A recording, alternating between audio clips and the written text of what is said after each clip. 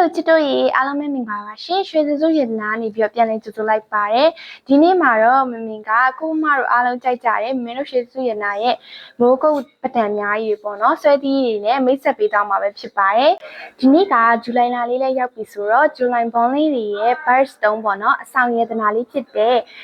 ပတံများလေးတွေကိုမမင်ကမိတ်ဆက်ပေးချင်ပါတယ်ဒါလေးပါရှင်ဒါလေးကတော့မိတ်ဆက်ပေးခြင်းတဲ့ပဒံများဆွဲတည်ရဲ့ကနံပါတ်1ကလေးပါ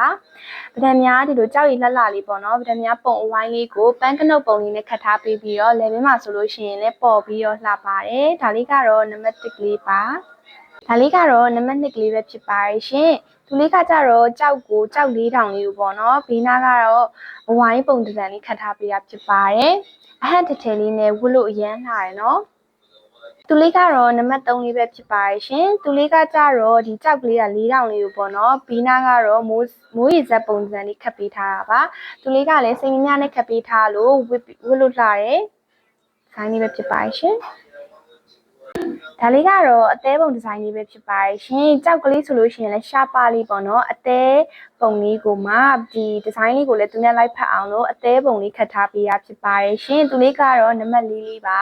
ကိုမတို့ကဒါလေးကိုကြိုက်တယ်ဆိုလို့ရှိရင်လည်းမင်းကိုချက်ပေါက်မှလာပြီးတော့မေးလို့ရပါတယ်သူလေးတွေကတော့မင်းပြပေးတော့တယ်ပဒံများဆွဲသီးလေးပဲဖြစ်ပါတယ်ရှင်အကုန်လုံးကမိုးကုတ်ပဒံများကြောက်ရည်လှလှလေးကိုမှ natural diamond စိန်ဖြူတက်လေးနဲ့ပဲခတ်ပေးထားမို့လို့ကိုမတို့ကြိုက်တဲ့ဒါလေးကိုscreenshot ရိုက်ပြီးမင်းကို CV မှာလာမေးလို့ရပါပြီရှင်